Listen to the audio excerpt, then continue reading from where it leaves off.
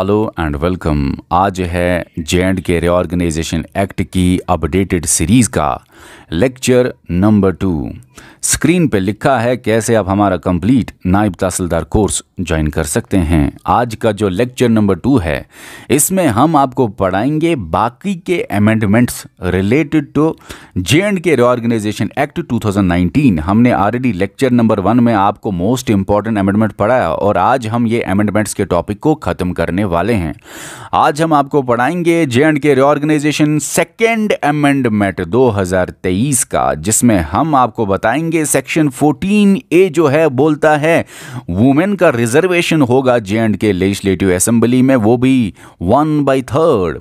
और उसके साथ साथ 14B बोलता है कि देखिए जो आपने ये वुमेन रिजर्वेशन देखा ये अभी लागू नहीं होगा, ये इन फ्यूचर की बात कर रहा है, फ्यूचर में लागू होगा।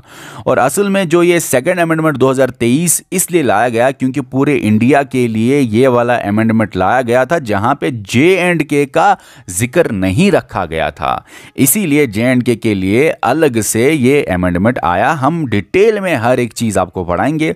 फिलहाल मैं थोड़ा सा हाइलाइट्स में आपको बता रहा हूँ हमें क्या पढ़ना है आज के लेक्चर में।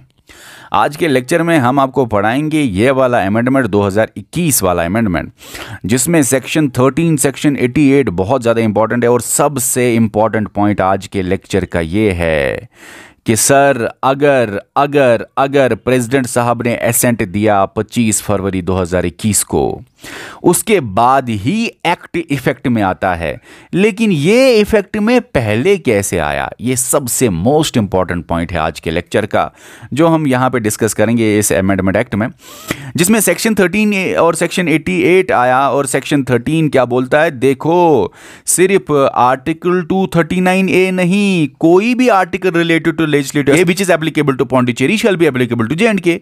ये हम अच्छे से देखेंगे। और सबसे इंपॉर्टेंट आर्टिकल है, सबसे इंपॉर्टेंट अमेंडमेंट है सेक्शन 88, मतलब कि AGMUT कैडर में अब जे.एंड.के कैडर को मिक्स किया गया। और क्यों जे.एंड.के कैडर को मर्ज किया गया AGMUT कैडर के साथ, बहुत ज़्यादा इंपॉर्टेंट है ये समझना। और उसके साथ साथ एक ऑर्डिनेंस भी हुआ है जे.एंड.के रीऑर्गेनाइजेशन एक्ट 2019 पे 2021 में एक ऑर्डिनेंस भी किया है प्रेसिडेंट साहब रामनाथ कोविंद ने, और ये ऑर्डिनेंस भी हम देखेंगे समझेंगे। आज का लेक्चर जो है लेक्चर नंबर 2, इसमें हम अमेंडमेंट्स के टॉपिक को पूरी तरह से खत्म करने वाले हैं। कल जो आपका लेक्चर नंबर 3 एप्लीकेशन पे आएगा, उसमें हम आपको पढ़ाएंगे जे.एंड.के रीऑर्गेनाइजेशन एक्ट के रिमूवल ऑफ डिफिकल्टी ऑर्डर्स और एडाप्टेशन ऑर्डर्स। और फिर लेक्चर नंबर 4 से आपका हर एक सेक्शन, हर एक पार्ट जे.एंड.के रीऑर्गेनाइजेशन एक्ट का डिटेल में कराया जाएगा और बहुत खूबसूरत अंदाज से यह टॉपिक आपका कवर करा दिया जाएगा।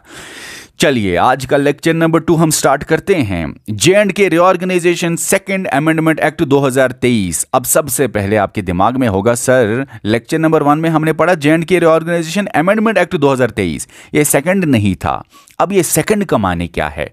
सेकंड का माने है यहां पे कि 2023 में ही एक दूसरा अमेंडमेंट हुआ है जे.एंड.के रीऑर्गेनाइजेशन एक्ट का। अगर 2023 में एक तीसरा अमेंडमेंट होता तब उधर लिखा होता थर्ड, अगर फोर्थ अमेंडमेंट आता तब उसमें लिखा होगा फोर्थ। तो 2023 इस साल की बात है, एक्चुअली इस साल की बात है। 2023 में दूसरी बार अमेंडमेंट हुआ है जे.एंड.के रीऑर्गेनाइजेशन एक्ट का, इसीलिए यहां पे सेकंड अमेंडमेंट लिखा है। ठीक है, चलिए ये जो सेकेंड अमेंडमेंट एक्ट है 2023 का, इसमें आप याद रखना सबसे पहले क्या होता है, बिल होती है। बिल होती है इंट्रोड्यूस कहां पे? लोकसभा में। सवाल आता है बिल किस हाउस में इंट्रोड्यूस हुआ? लोकसभा में, याद रखना। फिर ये डेट्स याद रखने की जरूरत नहीं है आपको, बस इतना याद रखो दिसंबर, बात खत्म। दिसंबर 2023 की कहानी है, बात खत्म। दिसंबर 2023 में लोकसभा में बिल को इंट्रोड्यूस किया जाता है, राज्यसभा नहीं। फिर लोकसभा से पास होता है दिसंबर में ही, राज्यसभा में भी पास होता है दिसंबर में, और प्रेसिडेंट साहब भी असेंट देते हैं दिसंबर को। तो 20 दिसंबर 2023 को प्रेसिडेंट साहब जब असेंट देते हैं तो ये बिल जो पहले इंट्रोड्यूस की गई थी वो बन गई एक्ट। इसीलिए ऊपर भी लिखा है एक्ट, मतलब प्रेसिडेंट साहब ने अपना असेंट, अपना साइन किया हुआ है।